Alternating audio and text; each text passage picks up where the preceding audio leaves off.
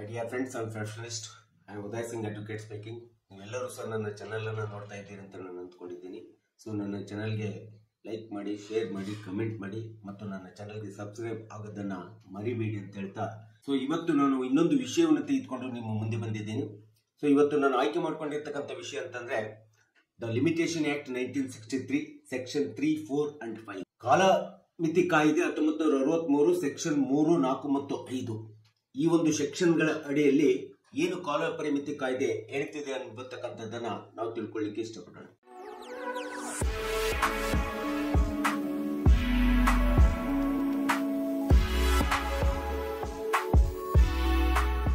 So ನ್ಯಾಯಾಲಯಗಳಲ್ಲಿ ಇವತ್ತಿನ ದಿನಗಳಲ್ಲಿ ನಾವು ಯಾವುದೇ ವಿಧವಾದಂತಹ ವ್ಯಾಜ್ಯಗಳನ್ನು ಅಥವಾ ಸಿವಿಲ್ ದಾವೆಗಳನ್ನು ಹೂಡುವಂತ ಸಂದರ್ಭದಲ್ಲಿ ಕಾಲಮಿತಿ ಕಾಯ್ದೆ 1963 ಅತಿ ಪ್ರಮುಖವಾದಂತಹ ಪಾತ್ರ ನಿರ್ವಹಣೆ ಮಾಡುತ್ತದೆ. ಈ ಕಾಯ್ದೆಯ ಒಂದು ಅಂಶವನ್ನು ತಿಳ್ಕೊಂಡು ನಾವು ಯಾವುದೇ ದಾವೆ ಹೂಡಬೇಕಾದ್ರೆ ಈ ಕಾಲಮಿತಿ ಪರಿಮಿತಿ ಒಳಗಡೆ ನಮ್ಮ ದಾವೆ ಬರ್ತದೋ ಇಲ್ಲೋ ಎಂಬತಕ್ಕಂಥದ್ದನ್ನು ತಿಳ್ಕೊಂಡು ನಾವು ದಾವೆ ಹಾಕಬೇಕಾಗುತ್ತೆ. ಸೊ ಇದು ಪ್ರಮುಖವಾದಂತ ಒಂದು ತಿರುಳನ್ನು ಈ ಒಂದು ಕಾಲಮಿತಿ ಕಾಯ್ದೆ ಹೊಂದಿದೆ. ಸೊ ಇಂಥ ಒಂದು ಕಾಲಮಿತಿ ಕಾಯ್ದೆ ಇರೋದಕ್ಕೆ ಇವತ್ತಿನ ದಿನಗಳಲ್ಲಿ ನ್ಯಾಯಾಲಯಗಳಲ್ಲಿ ಯಾವುದೇ ಒಂದು ದಾವೆಯನ್ನ ಹಾಕ್ಲಿಕ್ಕೆ ಬರ್ತದೋ ಇಲ್ಲೋ ಎಂಬತಕ್ಕಂಥದ್ದ ನಿರ್ಧಾರವನ್ನು ಇವತ್ತು ಪ್ರತಿಯೊಬ್ಬ ಕಕ್ಷಿದಾರನಿಗೆ, ಸಾರ್ವಜನಿಕರಿಗೆ ಮತ್ತು ನಮ್ಮಂತ ವಕೀಲರಿಗೆ ಹೇಳಿಕೊಡುವಂತ ಒಂದು ಅತಿ ಪ್ರಮುಖವಾದಂತಹ ಕಾನೂನು ಕಾಯ್ದೆ ಅಂತಂದ್ರೆ ಈ ಒಂದು ಕಾಲಮಿತಿ ಕಾಯ್ದೆ ಆಗ್ತದೆ. ದಾವೆಯನ್ನ ಹೂಡಲಿಕ್ಕೆ ನ್ಯಾಯಾಲಯದಲ್ಲಿ ಬರಲಿಕ್ಕೆ ಆ ದಾವೆಯ ಒಂದು ಕಾಲಮಿತಿ ಎಷ್ಟಿದೆ ಇಲ್ಲ, ಅದು ದಾವೆ ಹೂಡಲಿಕ್ಕೆ ಬರ್ತದೋ ಇಲ್ಲೋ ಎಂಬತಕ್ಕಂಥ ನಿರ್ಧಾರವನ್ನ ಮೊದಲನೇ ನ್ಯಾಯಾಲಯದೊಳಗೆ ಬರೋದಕ್ಕಿಂತ ಮುಂಚಿತವಾಗಿ ಈ ಒಂದು ಕಾನೂನು ಕಾಯ್ದೆ ಬಗ್ಗೆ ನಮಗೆ ಗೊತ್ತಿರಬೇಕಾಗುತ್ತೆ. ಸೊ ಇವತ್ತಿನ ದಿನಗಳಲ್ಲಿ ಇವತ್ತು ನ್ಯಾಯಾಲಯಗಳಲ್ಲಿ ಏನಾಗ್ಬಿಟ್ಟಿದೆ ಅಂದ್ರೆ ಬಹಳಷ್ಟು ವ್ಯಾಜ್ಯಗಳು ದಾಖಲಾಗ್ತಾ ಇದ್ದಾವೆ. ಅವು ಸಿವಿಲ್ ಕೇಸಸ್ ಇರ್ಬೋದು, ಕ್ರಿಮಿನಲ್ ಕೇಸಸ್ಗಳಿರ್ಬೋದು. ಒಂದು ವೇಳೆ ಇಂಥ ಒಂದು ಕಾಲಮಿತಿ ಕಾಯ್ದೆ ಇಲ್ಲ ಅಂತ ಹೇಳಿದ್ರೆ ಇನ್ನು ಲಕ್ಷ ಕೋಟಿ ದಾವೆಗಳು ಇವತ್ತು ನ್ಯಾಯಾಲಯದಲ್ಲಿ ದಾಖಲಾಗಿ ಪೆಂಡೆನ್ಸಿ ಆಗಿ ಉಳಿಯುವಂತ ವ್ಯವಸ್ಥೆ ನಿರ್ಮಾಣ ಆಗ್ತಾ ಇತ್ತು. ಇಂಥ ಒಂದು ಯಾವುದೇ ನ್ಯಾಯಾಲಯದೊಳಗಡೆ ವ್ಯಾಜ್ಯ ದಾವೆ ದಾಖಲಾಗುವುದಕ್ಕೆ ಒಂದು ತಡೆಗೋಡೆಯಾಗಿ ನಿಂತಿರ್ತಕ್ಕಂಥ ಒಂದು ಕಾನೂನು ಕಾಯ್ದೆ ಅಂತಂದ್ರೆ 1963 ಕಾಲಮಿತಿ ಕಾಯ್ದೆ ಅಂತೇಳಿ ನಾವು ಹೇಳಬೇಕಾಗುತ್ತೆ. ಇನ್ನು ಸೆಕ್ಷನ್ 3 ಎಂಬತಕ್ಕಂಥ ಏನಿದೆ ಕಾಲಮಿತಿ ಕಾಯ್ದೆಯ ಸೆಕ್ಷನ್ 3ರಲ್ಲಿ ಒಂದು ಅತಿ ಪ್ರಮುಖವಾದಂತಹ ಒಂದು ವಿಶಾಲವಾದಂತಹ ವಿವರಣೆಯ ವಿಶ್ಲೇಷಣೆಯನ್ನ ಕಾಲ ಪರಿಮಿತಿ ಕಾಯ್ದೆ ಒಳಗಡೆ ಈ ಒಂದು ಸೆಕ್ಷನ್ ಸ್ಪಷ್ಟವಾಗಿ ಹೇಳ್ತಿದೆ. ಹೇಗೆ ನಾವು ದಾವೆಯನ್ನ ಹೂಡಬೇಕಾಗುತ್ತೆ, ಯಾವ ಸಂದರ್ಭದಲ್ಲಿ ಹೂಡಬೇಕಾಗುತ್ತೆ, ದಾವೆಗೆ ಎಷ್ಟು ಕಾಲಮಿತಿ ಇರಬೇಕು, ಎಷ್ಟು ಕಾಲಮಿತಿ ಇರ್ಲಿಕ್ಕೆ ಇಲ್ಲದೆ ಇದ್ದಂತ ಸಂದರ್ಭದಲ್ಲಿ ನಾವು ದಾವೆ ಹೂಡ್ಲಿಕ್ಕೆ ಬರೋದಿಲ್ಲ.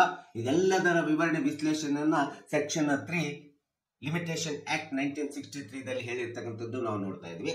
ಇದನ್ನ ನಾವು ಬಹಳ ಆಳವಾಗಿ ಅಧ್ಯಯನ ಮಾಡಿದಾಗ ನಮಗೆ ಸ್ಪಷ್ಟವಾದಂತಹ ವಿವರಣೆ ಸಿಗ್ತಾ ಇದೆ. ಇನ್ನು ಕಾಲಮಿತಿ ಕಾಯ್ದೆ ಸೆಕ್ಷನ್ 4 ನಾವು ನೋಡ್ತಾ ಹೋದ್ರೆ ಈ ಒಂದು ಸೆಕ್ಷನ್ 4ರಿಂದ ಹಿಡಿದು 24ರವರೆಗೆ ಈ ಕಾಲಮಿತಿ ಕಾಯ್ದೆ 1963 ಅತಿ ವಿಶಿಷ್ಟವಾದಂತಹ ವಿವರಣಾತ್ಮಕವಾದಂತ ಒಂದು ಸೆಕ್ಷನ್ಸ್ ಗಳು ನಮಗೆ ಈ ಒಂದು ಕಾಯ್ದೆ ವಿವರಣೆ ವಿಶ್ಲೇಷಣೆಯನ್ನು ಕೊಡ್ತಾ ಹೋಗ್ತವೆ.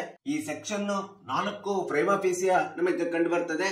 ನಾವು ದಾವೆ ಹಾಕ್ಲಿಕ್ಕೆ ಏನು ಕಾಲಮಿತಿ ಇದೆ, ಸ್ಪಷ್ಟವಾದಂತ ಕಾಲಮಿತಿ ಇದೆ ಇಲ್ಲ ಎಂಬತಕ್ಕಂಥದ್ದು ಸಹ ಈ ಒಂದು ಸೆಕ್ಷನ್ ಹೇಳ್ತಕ್ಕಂಥದ್ದು ನಾವು ನೋಡ್ತಾ ಇದ್ದೀವಿ. ವಿಶೇಷವಾಗಿ ಸೆಕ್ಷನ್ 4 ಲಿಮಿಟೇಷನ್ ಆಕ್ಟ್ ಪ್ರಕಾರ ಈ ಒಂದು ಸೆಕ್ಷನ್ ನೋಡಿದಾಗ ಇದು ನ್ಯಾಯಾಲಯಗಳಲ್ಲಿ ರಜೆ ಇರ್ತದೆ. ಒಂದು ವೇಳೆ ಯಾವಾಗ ನ್ಯಾಯಾಲಯಗಳು ರಜೆ ಇದ್ದಾವೆ ಅಥವಾ ನ್ಯಾಯಾಲಯಗಳ ಬಾಗಿಲು ಮುಚ್ಚಿರ್ತದೆ ಎಂಬತಕ್ಕಂಥ ಸಂದರ್ಭದಲ್ಲಿ ಆ ಒಂದು ತಿಂಗಳು ಇರ್ಬೋದು, 1 ದಿನ ಇರ್ಬೋದು, 15 ದಿನ ಇರ್ಬೋದು, ತಿಂಗಳು ಇರ್ಬೋದು, ಈ ರೀತಿ ರಜೆ ಇದ್ದಂತ ಸಂದರ್ಭದಲ್ಲಿ ಆ ರಜೆಯ ದಿನಗಳನ್ನ ಹೊರತುಪಡಿಸಿ ನಂತರದ ದಿನಗಳಿಗೆ ಕಾಲಮಿತಿಯನ್ನ ಲೆಕ್ಕ ಹಾಕಬೇಕು, ಪರಿಗಣಿಸಬೇಕು ಎಂಬತಕ್ಕಂಥ ಸ್ಪಷ್ಟವಾದಂತಹ ವಿವರಣೆ ವಿಶ್ಲೇಷಣೆಯನ್ನ ಲಿಮಿಟೇಷನ್ ಆಕ್ಟ್ ಸೆಕ್ಷನ್ 4 ನಲ್ಲಿ ಹೇಳಿರ್ತಕ್ಕಂಥದ್ದನ್ನ ನಾವಿಲ್ಲಿ ನೋಡ್ತೀವಿ. ಆದರೆ ಸಿಪಿಸಿ 151 ಅಡಿಯಲ್ಲಿ ಯಾವುದೇ ಒಂದು ಸೂಟ್ ಅಪ್ಲಿಕೇಶನ್ ಹಾಕಿಕೊಂಡಂತ ಸಂದರ್ಭದಲ್ಲಿ ಇಂಥ ಒಂದು ಕಾಲಮಿತಿ ಕಾಯ್ದೆ ಅನ್ವಯ ಆಗದೆ ಇರತಕ್ಕಂಥದ್ದು ನಾವು ನೆನ್ಪಿಟ್ಕೋಬೇಕಾಗುತ್ತೆ. ಯಾಕಂದ್ರೆ ಸಿಪಿಸಿ 151 ಸೆಕ್ಷನ್ ಒಂದು ಅತಿ ವಿಶಾಲವಾದಂತ ಸೆಕ್ಷನ್ ಆಗಿದೆ. ಈ ಸೆಕ್ಷನ್ ಒಳಗಡೆ ನಾವು ಯಾವುದೇ ಒಂದು ಶೂಟ್ ಅನ್ನ ಅಥವಾ ಅಪ್ಲಿಕೇಶನ್ ಅನ್ನು ಹಾಕಿಕೊಂಡಂತ ಸಂದರ್ಭದಲ್ಲಿ ಇಲ್ಲಿ ಕಾಲಮಿತಿ ಕಾಯ್ದೆ ಅನ್ವಯ ಆಗೋದಿಲ್ಲ, ಆ ಕಾಲಮಿತಿ ಕಾಯ್ದೆಯ ಪ್ರಶ್ನೆ ಉದ್ಭವಿಸುವುದಿಲ್ಲ ಎಂಬತಕ್ಕಂಥದ್ದನ್ನ ನಾವು ಎಲ್ಲರೂ ಸಹ ತಿಳ್ಕೊಬೇಕಾಗುತ್ತೆ. ಇದು ತುಂಬಾ ಅವಶ್ಯಕತೆ ಇರ್ತಕ್ಕಂಥ ಅಂಶ ಅಂತೇಳಿ ನಾವು ನೋಡ್ಬೇಕು. ಆದ್ರೆ ಸೆಕ್ಷನ್ 4 ನಾವು ಯಾವುದೇ ಒಂದು ಸೂಟು, ಅಪೀಲು ಮತ್ತು ರಿವಿಷನ್ ನಲ್ಲಿ ಮಾತ್ರ ನ್ಯಾಯಾಲಯಕ್ಕೆ ರಜೆ ಇದ್ದಂತ ಸಂದರ್ಭದಲ್ಲಿ ಆ ರಜೆ ದಿನಗಳನ್ನ ಹೊರತುಪಡಿಸಿ ಅವುಗಳನ್ನ ಕಾಲಮಿತಿ ಕಾಯ್ದೆಯಿಂದ ಹೊರತುಪಡಿಸಿ ಬಿಟ್ಟು ನಂತರದ ಪ್ರಾರಂಭವಾದಂತಹ ದಿನಗಳಿಂದ ಮಾತ್ರ ನಾವು ಕಾಲಮಿತಿ ಕಾಯ್ದೆಗೆ ಸೂಟು ಅಥವಾ ಅಪೀಲ್ ಅಥವಾ ರಿವಿಷನ್ ಹಾಕ್ಲಿಕ್ಕೆ ಲೆಕ್ಕವನ್ನು ಹಾಕತಕ್ಕಂಥದ್ದು ಅಂತೇಳಿ ಈ ಸ್ಪಷ್ಟವಾಗಿ ಸೆಕ್ಷನ್ 4 ಹೇಳಿರ್ತಕ್ಕಂಥದ್ದು ನಾವು ನೋಡ್ತಾ ಇದ್ದೀವಿ. ಇನ್ನು ಜನರಲ್ ಆಗಿ ಸಹಜವಾಗಿ ನಾವು ಯಾವುದೇ ಒಂದು ಅಪೀಲ್ ಅಪ್ಲಿಕೇಶನ್ಸ್ ಗಳನ್ನ ನಾವು ಹಾಕಿಕೊಳ್ಳುವಂತ ಸಂದರ್ಭದಲ್ಲಿ ಸಹಜವಾಗಿ ನಾವು ಕಾಲಮಿತಿ ಕಾಯ್ದೆ ಅಡಿ ಒಳಗಡೆ ಸೆಕ್ಷನ್ 5 ಅನುಕರಣೆ ಮಾಡ್ತೇವೆ. ಈ ಸೆಕ್ಷನ್ ಡಿಲೇ ಕಂಡೋನೇಷನ್ಗೆ ನಮಗೆ ತುಂಬಾ ಸಾಮಾನ್ಯವಾಗಿ ಎಲ್ಲರೂ ಸಹ ಅನ್ವಯಿಸಿಕೊಳ್ಳುವಂತ ಸೆಕ್ಷನ್ ಅಂತಂದ್ರೆ 5 ಆಗ್ತದೆ. ಅದು ಯಾವ ಸಂದರ್ಭದಲ್ಲಿ ಅಂತಂದ್ರೆ ಅಪೀಲ್ ಪೀರಿಯಡ್ ನಲ್ಲಿ ಮಾತ್ರ ಅನ್ವಯ ಆಗ್ತದೆ. ಆದ್ರೆ ಸೆಕ್ಷನ್ 5 ಅನ್ನು ನಾವು ಯಾವುದೇ ಸಂದರ್ಭದಲ್ಲಿ ಅಪೀಲ್ ಪೀರಿಯಡ್ ನಲ್ಲಿ ಅಪ್ಲೈ ಮಾಡಬೇಕು. ಆದ್ರೆ ಸೂಟ್ ಫೈಲ್ ಮಾಡುವಂತ ಸಂದರ್ಭದಲ್ಲಿ ಪ್ರಾರಂಭದಲ್ಲಿ ಸೂಟ್ ಫೈಲ್ ಮಾಡುವಂತ ಸಂದರ್ಭದಲ್ಲಿ ನಮಗೆ ಸೆಕ್ಷನ್ 5 ಅನ್ವಯ ಆಗದೇ ಇರತಕ್ಕಂಥದ್ದನ್ನು ನಾವು ನೋಡ್ತಾ ಇದ್ದೀವಿ. ಸಹಜವಾಗಿ ನ್ಯಾಯಾಲಯಗಳಲ್ಲಿ ಈ ಒಂದು ಸಿವಿಲ್ ಸೂಟ್ ದಾವೆ ಹಾಕಿದಂತ ಸಂದರ್ಭದಲ್ಲಿ ಅಧೀನ ನ್ಯಾಯಾಲಯಗಳಲ್ಲಿ ಅಂತಂದ್ರೆ ಅಡಿಷನಲ್ ಕೋರ್ಟ್ ಇರ್ಬೋದು, ಸಿವಿಲ್ ಪ್ರಿನ್ಸಿಪಲ್ ಕೋರ್ಟ್ ಇರ್ಬೋದು, ಸೀನಿಯರ್ ಡಿವಿಷನ್ ಇರ್ಬೋದು, ಈ ನ್ಯಾಯಾಲಯಗಳಲ್ಲಿ ನಾವು ಯಾವುದೇ ಒಂದು ಶೂಟ್ ಫಾರ್ ಪಾರ್ಟಿಷನ್ ಇರ್ಬೋದು, ಇನ್ಯಾವುದೇ ಡಿಗ್ರಿ ಆದಂತ ಸಂದರ್ಭದಲ್ಲಿ ಅಥವಾ ಪ್ರಿಲಿಮಿನರಿ ಡಿಗ್ರಿ ಇನ್ಯಾವುದೇ ಡಿಗ್ರಿ ಆದಂತ ಸಂದರ್ಭದಲ್ಲಿ ಮತ್ತೆ ನಾವು ಅಪೀಲ್ ಅನ್ನ ಮೇಲ್ಮನವಿಗೆ ಜಿಲ್ಲಾ ನ್ಯಾಯಾಲಯಕ್ಕೆ ಹೋಗ್ಬೇಕಂತಂದ್ರೆ RAN ರೆಗ್ಯುಲರ್ ಅಪೀಲ್ ಅನ್ನು ಹಾಕೋಬೇಕಂತಂದ್ರೆ ಆ ಸಂದರ್ಭದಲ್ಲಿ ನಮಗೆ ಲಿಮಿಟೇಷನ್ ಆಕ್ಟ್ ಸೆಕ್ಷನ್ 5 ಸಹಜವಾಗಿ ಅನ್ವಯ ಆಗ್ತದೆ. ಮತ್ತು ಅಪೀಲ್ ಪೀರಿಯಡ್ ಹೋಗ್ಲಿಕ್ಕೆ ಡಿಗ್ರಿ ಆಗಿ 30 ದಿನದೊಳಗಡೆ ಹೋಗ್ಬೇಕಾಗುತ್ತೆ ಜಿಲ್ಲಾ ನ್ಯಾಯಾಲಯಕ್ಕೆ ಅಪೀಲ್ ಹೋಗ್ಬೇಕಂತಂದ್ರೆ. ಇನ್ನು ಒಂದು ವೇಳೆ ಹೈಕೋರ್ಟ್ಗೆ ನಾವೇನಾದ್ರೂ ಯಾವುದೇ ದಾವೆಯ ವಿರುದ್ಧವಾಗಿ ನಾವು ಅಪೀಲ್ ಅನ್ನು ಮಾಡ್ಕೊಳ್ತೀವಿ ಅಂತಂದ್ರೆ ಹೈಕೋರ್ಟ್ಗೆ ಹೋಗುವಂತ ಸಂದರ್ಭದಲ್ಲಿ ಇಂಥ ಒಂದು ನಿರ್ಣಯ ಆದಂತ ಅಧೀನ ನ್ಯಾಯಾಲಯದಲ್ಲಿ ನಿರ್ಣಯ ಆಗಿ 90 ದಿನಗಳವರೆಗೆ ಕಾಲಾವಧಿ ಇರ್ತದೆ. ಆ 90 ದಿನಗಳ ಒಳಗಡೆ ನಾವು ಅಪೀಲ್ ಅನ್ನ ಹೈಕೋರ್ಟ್ ನಲ್ಲಿ ಮಾಡ್ಕೋಬೇಕಾಗುತ್ತೆ. ಡಿಸ್ಟ್ರಿಕ್ಟ್ ಕೋರ್ಟ್ ನಲ್ಲಿ ಅಪೀಲ್ ಮಾಡ್ಕೋಬೇಕಾದ್ರೆ 30 ದಿನ, ಹೈಕೋರ್ಟ್ ನಲ್ಲಿ ಅಪೀಲ್ ಮಾಡ್ಕೋಬೇಕಾದ್ರೆ 90 ದಿನಗಳ ಕಾಲಾವಧಿ ಇರ್ತಕ್ಕಂಥದ್ದನ್ನ ನಾವಿಲ್ಲಿ ನೋಡ್ತಾ ಇದೀವಿ. ಈ ಒಂದು ಲಿಮಿಟೇಷನ್ ಆಕ್ಟ್ ಸೆಕ್ಷನ್ 5 ನಲ್ಲಿ ಇದು ಸ್ಪಷ್ಟವಾಗಿ ಹೇಳ್ತಾ ಇದೆ. ಸೊ ಈ ಕಾಲಾವಧಿ ಮೀರ್ತು ಅಂತಂದ್ರೆ ಸೆಕ್ಷನ್ 5 ಅನ್ನ ನಾವು ಹಾಕೊಂಡ್ಬಿಟ್ಟು ಮತ್ತೆ ನಾವು ಅಪೀಲ್ ಅನ್ನು ಡಿಲೇ ಕಂಡೋನೇಷನ್ ಮಾಡ್ತಕ್ಕಂಥ ಒಂದು ಅನುಕೂಲತೆಯನ್ನ ಈ ಲಿಮಿಟೇಷನ್ ಆಕ್ಟ್ 1963 ಸೆಕ್ಷನ್ 5 ಸ್ಪಷ್ಟವಾಗಿ ನಮಗೆ ಸಾಮಾನ್ಯವಾಗಿ ಅನ್ವಯ ಆಗುತ್ತಕ್ಕಂಥದ್ದು ನಾವು ನೋಡ್ತೀವಿ. ಸೊ ಒಂದು ವೇಳೆ ಇಂಥ ಒಂದು 90 ದಿನಗಳ ಮುಗಿದ ನಂತರ ಅಥವಾ 30 ದಿನಗಳ ಮುಗಿದ ನಂತರ ನಾವು ಜಿಲ್ಲಾ ನ್ಯಾಯಾಲಯಕ್ಕೆ ಅಥವಾ ಹೈಕೋರ್ಟಿಗೆ ಅಪೀಲ್ ಹೋದಂತ ಸಂದರ್ಭದಲ್ಲಿ ನಾವು ಸಕಾರಣವನ್ನು ಕೊಟ್ಟು ನಮ್ಮ ದಾವೆ ಯಾವ ಕಾರಣದಿಂದ ನಮ್ಮ ದಾವೆಯನ್ನ ನಾವು ಕಾಲಮಿತಿ ಪರಿಮಿತಿ ಒಳಗಡೆ ನಾವು ಹೂಡ್ಲಿಕ್ಕೆ ಆಗಿಲ್ಲ ಎಂಬತಕ್ಕಂಥದ್ರ ಬಗ್ಗೆ ಸ್ಪಷ್ಟವಾದಂತ ಸಕಾರಣವನ್ನು ಕೊಟ್ಟು ಸಮರ್ಥನೆಯನ್ನು ಮಾಡಬೇಕಾಗುತ್ತೆ ವಕೀಲರು ಆದಂತವರು.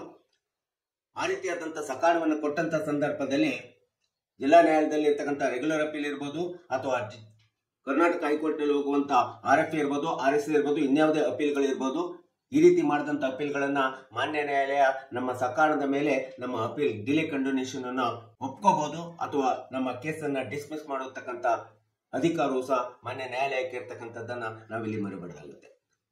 ಅದಕ್ಕೆ ಸೆಕ್ಷನ್ 5 ಒಳಗಡೆ ನಾವು ಯಾವುದೇ ಒಂದು ಅಪೀಲ್ ಅನ್ನ ಡಿಲೇ ಕಂಡೋನೇಷನ್ ಮಾಡಬೇಕಾದ್ರೆ ಬಹಳ ಸಕಾರಣವನ್ನ ನಾವು ಸಮರ್ಥವಾಗಿ ವಿವರಿಸಬೇಕಾಗುತ್ತೆ, ಕೋರ್ಟಿಗೆ ಕನ್ವಿನ್ಸ್ ಮಾಡಬೇಕಾಗುತ್ತೆ. ಈ ರೀತಿ ಕನ್ವಿನ್ಸ್ ಮಾಡಿದಂತ ಸಂದರ್ಭದಲ್ಲಿ ಮಾನ್ಯ ನ್ಯಾಯಾಲಯ ನಮಗೆ ಡಿಲೇ ಕಂಡೋನೇಷನ್ ಮಾಡಿಬಿಟ್ಟು ನಮ್ಮ ಒಂದು ದಾವೆಗೆ, ಅಪೀಲಿನ ದಾವೆಗೆ ನಮ್ಮ ಒಂದು ಪರಿಹಾರವನ್ನು ಕೊಡಲಿಕ್ಕೆ ಪ್ರಯತ್ನವನ್ನು ಮಾಡ್ತಕ್ಕಂಥದ್ದನ್ನ ನಾವಿಲ್ಲಿ ಕಾಣ್ತಾ ಇದ್ದೀವಿ. ಸೊ ಈ ರೀತಿಯಾದಂತಹ ಲಿಮಿಟೇಷನ್ ಆಕ್ಟ್ 1963 ಒಳಗಡೆ ವಿಶೇಷವಾಗಿ ನಾವೇನಾಗಿದೆ ಅಂತಂದ್ರೆ ಈ ಸೆಕ್ಷನ್ 3, 4 ಮತ್ತು 5 ಗಳನ್ನ ನಾವು ಸ್ಪಷ್ಟವಾಗಿ ತಿಳ್ಕೋಬೇಕಾಗುತ್ತೆ. ಈ ರೀತಿ ತಿಳ್ಕೊಂಡು ನಾವು ಯಾವುದೇ ಡಿಗ್ರಿ ಆದಂತ ಸಂದರ್ಭದಲ್ಲಿ ಸಬಾರ್ಡಿನೇಟ್ ಕೋರ್ಟ್ ಒಳಗಡೆ 30 ದಿನ, ಒಂದು ವೇಳೆ ನಾವೇನಾದ್ರೂ ಹೈಯರ್ ಕೋರ್ಟ್ಗೆ ಹೋಗ್ತೀವಿ ಅಂತಂದ್ರೆ 90 ದಿನ, ಆ 90 ದಿನ ಮೀರಿ ಮತ್ತೆ ಒಂದು ವೇಳೆ ಏನಾದ್ರೂ 180 ದಿನ ಆದ್ರೂ ಸಹ ಡಿಲೇ ಆದ್ರೂ ಸಹ ಸೆಕ್ಷನ್ 5 ಒಳಗಡೆ ಲಿಮಿಟೇಷನ್ ಒಳಗಡೆ ಹಾಕೊಂಡ್ಬಿಟ್ಟು ಡಿಲೇ ಕಂಡೋನೇಷನ್ ಬಗ್ಗೆ ಸ್ಪಷ್ಟವಾದಂತ ಸಮರ್ಥವಾದಂತ ಸಕಾರವನ್ನ ಮಾನ್ಯ ನ್ಯಾಯಾಲಯದ ಮುಂದೆ ಕೊಟ್ಟಂತ ಸಂದರ್ಭದಲ್ಲಿ ರಾಜ್ಯ ಹೈಕೋರ್ಟ್ಗಳಲ್ಲಿ ನಮ್ಮ ದಾವೆಯನ್ನ ಹೂಡ್ಕೊಂಡು ನಮ್ಮದೇ ಆದಂತ ದಾವೆಗೆ ಪರಿಹಾರವನ್ನು ಪಡೆದುಕೊಳ್ಳುವಂತ ಒಂದು ಅವಕಾಶವನ್ನ ಈ ಒಂದು ಲಿಮಿಟೇಷನ್ ಆಕ್ಟ್ 1963 ನಮ್ಗೆಲ್ಲರಿಗೂ ಸಹ ಮಾಡಿಕೊಡ್ತಾ ಇದೆ ಎಂಬತಕ್ಕಂಥದ್ದನ್ನ ನಾವಿಲ್ಲಿ ತಿಳ್ಕೊಬೇಕಾಗುತ್ತೆ. ಅದಕ್ಕೆ ಈ ಒಂದು ಕಾಲಮಿತಿ ಕಾಯ್ದೆ 1963 ಅದು ವಿಶೇಷವಾಗಿ ಸೆಕ್ಷನ್ 3 ಇರ್ಬೋದು, ಸೆಕ್ಷನ್ 4 ಇರ್ಬೋದು ಮತ್ತು ಸೆಕ್ಷನ್ 5 ತುಂಬಾ ಅವಶ್ಯಕವಾದಂತ ಸೆಕ್ಷನ್ಸ್ಗಳು.